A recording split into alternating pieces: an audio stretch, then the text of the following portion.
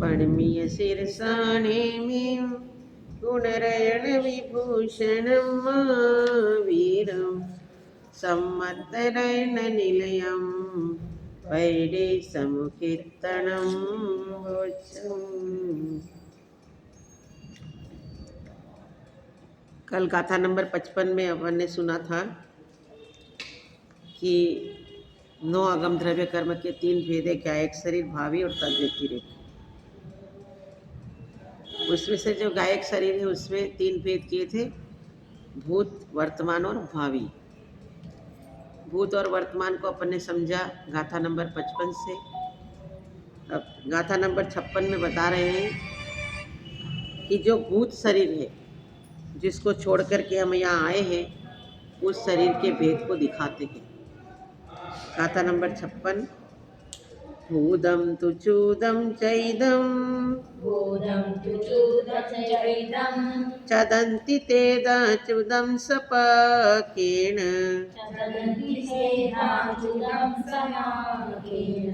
पडिदम कदली गाद परिचाज्ञेनूनयं होदी। भूदं तु चूदं चैदं चदन्ति तेधा चूदं सपाकेन पडिदं कदलीकात परिचक्केनूनयं होदी। गाथा थोड़ी उच्चारण में कठिन हो सकती है, पर पढ़ते पढ़ते अपने को अपने आप आ जाती है। इसमें भूत शरीर की बात कर रहे हैं। ये भूत शरीर किसको कहते हैं? जो भूत क्या एक शरीर है उसके भी 3 भेद किए, देखा ना, तेदा, तो 3 भेद है। कौन कौन से हैं? तो चुदम चैदम चदंती, च्युत, चावित और त्यक्त। इस प्रकार ये भूत क्या एक शरीर के 3 भेद किए हैं। च्युत, चावित और त्यक्त के भेद से 3 प्रकार का कहा है। उसमें जो च्युत शरीर का जो भेद है उसको कहते हैं कि जो बिना कारण के अपनी आयु पूर्ण हो जाती है ना, जब आप इस शरीर को समाप्त कर देते हैं या इस शरीर को छोड़ देते हैं, उसको च्युत शरीर कहते हैं। मतलब अपने आप आयु पूर्ण होती है तो सभी मरते हैं, सभी जीव मरते हैं, उसको क्या कहते हैं? च्युत ज्ञायक शरीर कहते हैं। और जो ये च्युत शरीर होता है वो नीचे की लाइन में लिखा है कि जो कदलीगाद परिचागेनुनयम होदी। जो ये च्युत शरीर होता है वो कदलीगाद से भी रहित होता है। कदलीगाद का अर्थ होता है अकाल मृत्यु। जैसे कदली बोलते केले को, जो केले का जो जड़ होती है ना, क्या बोलते हैं उसका, मूल नहीं, मतलब उसका जो तना, तो उसको अपन छिलते रहेंगे तो कुछ मिलता नहीं है, अंत हो जाता है उसका। उसी प्रकार जो कदलीगात मरण होता है वो कदलीगात मरण से रहित, यानी अपनी आयु पूर्ण होगी तो सभी जीव मरते हैं। तो ये जो च्युत शरीर है वो कदलीगात से यानी अकाल मृत्यु से भी रहित होता है और उसमें किसी प्रकार का त्याग भी नहीं होता है। तो ये जो च्युत शरीर है वो कदलीगात और संन्यास इन दोनों अवस्थाओं से रहित होता है। इस 56 नंबर की गाथा में ये बताया है कि जो भूत ज्ञायक शरीर है उसके 3 भेद हैं, च्युत, चावित और त्यक्त। च्युत शरीर उसको कहते हैं कि जो अपने आयु के पूर्ण होने पर जो सभी जीव मरते हैं उसको च्युत ज्ञायक शरीर कहते हैं।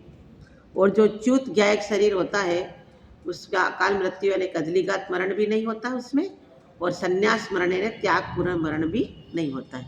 वो मरण सिर्फ आयु के पूर्ण होने पर अपने आप ही हो जाता है। ये 56 नंबर की गाथा में बताया है। एक बार अपन उसका अर्थ पढ़ लेंगे। भूत ज्ञायक शरीर च्युत, चावित, त्यक्त के भेद से 3 तरह का है। उनमें जो दूसरे किसी कारण के बिना केवल आयु के पूर्ण होने पर नष्ट हो जाए वह च्युत शरीर है। यह च्युत शरीर कदलीगात यानी अकाल मृत्यु और संन्यास इन दोनों अवस्थाओं से रहित होता है। अब आगे की 57 नंबर की गाथा में ये बताएंगे कि कदलीगात मरण किसे कहते हैं, यानी अकाल मृत्यु कैसे हो सकती है। अभी अपन किसी की 20 साल में, किसी की 30 साल में, किसी की 40 साल में मृत्यु हो जाती है तो हम उसको सहज में बोल देते हैं, या एक्सीडेंट से किसी को मर जाता है तो अपन बोलते हैं कि अकाल में मर गया, इसका अकाल मरण। वो अकाल मरण का निर्णय हम नहीं कर सकते। हो सकता है उसकी 40 साल की आयु लेकर के वो आया है, इसलिए काल अकाल का निर्णय हमारा विषय नहीं है, वो केवल ज्ञान का विषय है। पर अकाल मरण किन किन कारणों से हो सकता है, ये अभी 57 नंबर की गाथा में नेमिचंद्र सिद्धांत चक्रवर्ती स्वयं आगे कहेंगे कि अब कदलीघात मरण का लक्षण कहते हैं। ये थोड़ी कठिन गाथा है, थोड़ा शब्दों को तोड़ करके एक बार बोलिए, फिर समझ में आ जाए। विषवेयण रक्तक्षय भय सत्था गहन संक्लिशेहि उत्सासाहाराणां निरोहदो छिज्जदे आउ विषवेयण रक्षतय विषवेयण रक्तक्षय वयसत्थगहन संकिलेशेहिं उत्सासाहाराणां निरोहदो छिज्जदे आउ निरोहदो छिज्जदे आउ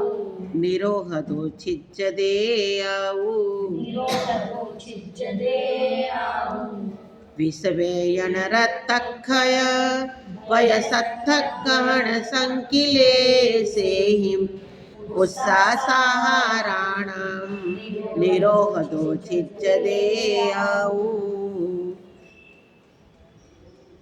ये जो कदलीघात मरण है, अकाल मरण है या अकाल मृत्यु है, वो किस कारण से हो सकता है?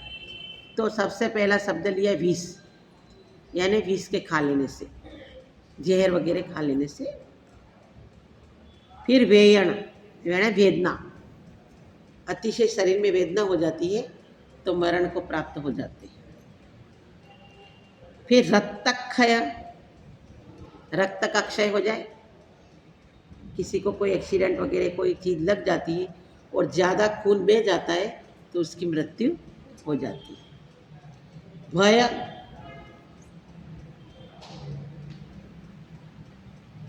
सत्थक गहन संक्लेशेहि, भयंकर वस्तु के दर्शन होने से भय लग जाए, जैसे अपन ने शेर वगैरह को किसी को देख ले तो भय के मारे ही अटैक आ जाता है और मृत्यु हो जाती है। उत्सासाहाराणाम, श्वासोच्छ्वास को रोक लेने से मरण हो जाता है। छिज्जदे आउ, यानी आयु का नाश, यानी आयु कम हो जाती है, यानी मर जाता है व्यक्ति। इसे और भी कारण बताए हैं, विष के भक्षण करने से, विष वाले जीवों को काट लेने से, रोगादि की वेदना से, रक्तक्षय अर्थात लोहू सूख जाने से, अथवा धातु के क्षय से, अथवा संक्लेश अर्थात शरीर वचन तथा मन द्वारा आत्मा को अधिक पीड़ा पहुँचाने वाली क्रिया होने से, श्वासोच्छ्वास के रुक जाने से और आहार नहीं करने से इस जीव की आयु कम हो जाती है। इन कारणों से जो मरण होता है अर्थात शरीर छूटता है उसे कदलीघात मरण अथवा अकाल मृत्यु कहते हैं। अकाल मृत्यु के और बड़े कारण और भी कारण बताए हैं कि अधिक दौड़ने से, अधिक सांसें चलने से काय की क्रिया तथा मन वचन क्रिया रूप संक्लेश परिणाम होते हैं।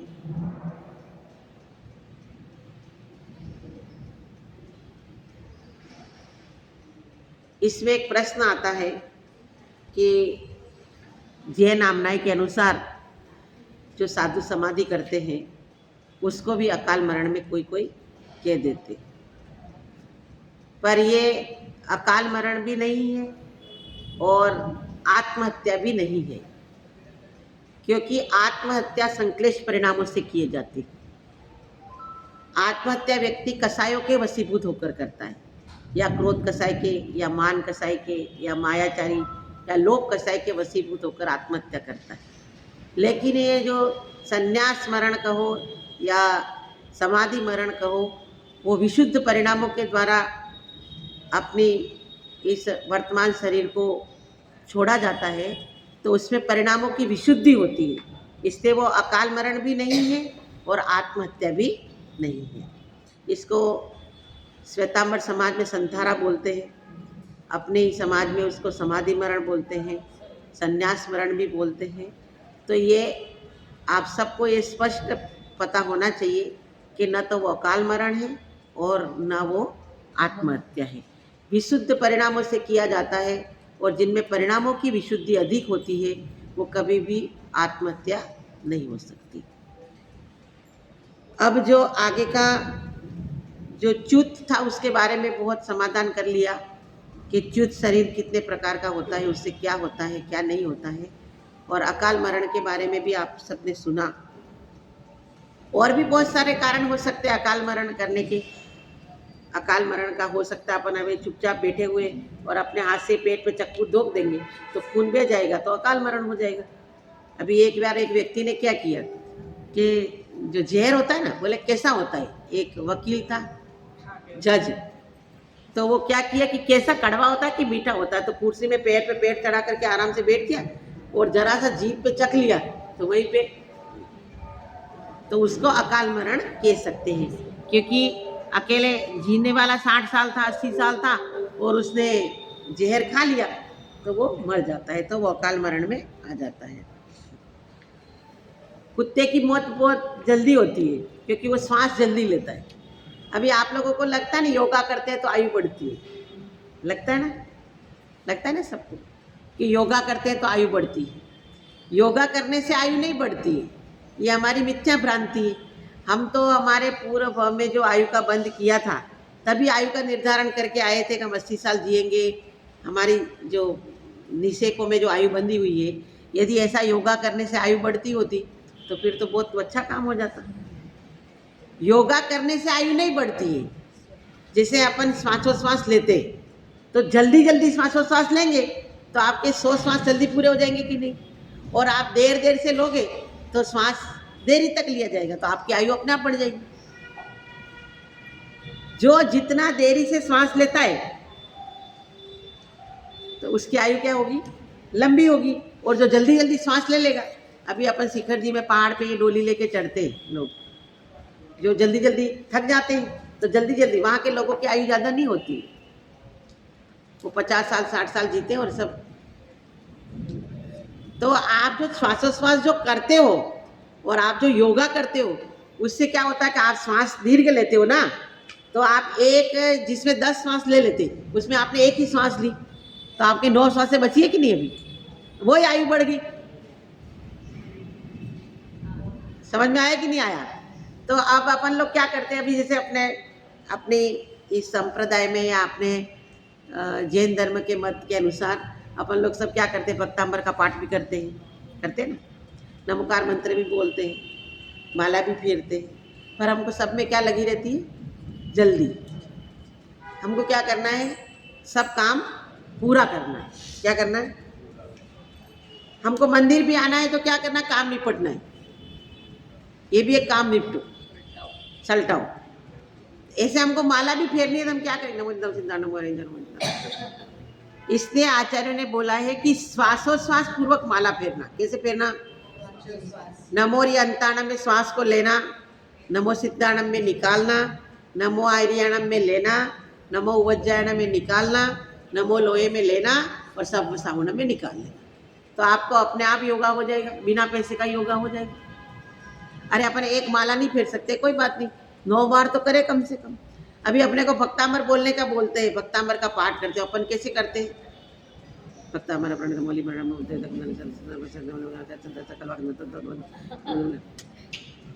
और फिर ये भक्तांबर पूरा करके फिर योगा जाएंगे और वहां जाकर के योगा करेंगे और पैसा दे करके आएंगे। हमारा जैन धर्म इतना अच्छा है कि आजकल जमाना एक में एक के एक साथ एक फ्री, तो हमारा जैन धर्म भी एक साथ में एक फ्री है। आप भक्तांबर का पाठ करोगे तो पुण्य लगेगा ही और आत्मा का कल्याण होगा और साथ साथ इस शरीर का भी कल्याण होगा। एक के साथ एक फ्री है। पर अपन बोलते कैसे, अब अपने को भक्तांबर बोलना हो तो कैसे बोलना, अपन बोल ही नहीं सकते। भक्तांबर प्रणत मौली मणि प्रभाणा मोद्योतकं दलितपापतमोपितानम् सम्यक् प्रणम्य जिनपादयुगं युगादा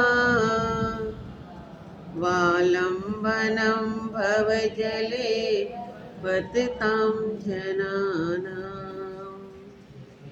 अब आपको जहाँ श्वास रोकनी थी वहाँ रोक ली, जहाँ श्वास को भरना था वहाँ भर ली, पर हम इसमें तो क्या करेंगे, इसको तो जल्दी जल्दी करेंगे, तो इसमें भी पूरा पुण्य नहीं मिल रहा है। और वहाँ योगा जाए में तो वहाँ जाकर के पैसा भी खर्च करते हैं। यदि आप भक्तामर को अच्छे से बोल दो, पहले पूरे भक्तामर को नहीं बोल पाओ तो 10 श्लोक, 8 श्लोक, 5 श्लोक जितने भी बोल सको, तो अपने अपने आप योगा हो जाएगा। और अपने आप अपनी जितनी आयु है और अपन स्वस्थ भी रहेंगे, आत्मा को भी स्वस्थ कर पाएंगे और इस शरीर को भी स्वस्थ कर पाएंगे। पर हम नहीं कर पाते हैं क्योंकि हमारे क्या आदत क्या बनी हुई है, जल्दी करो।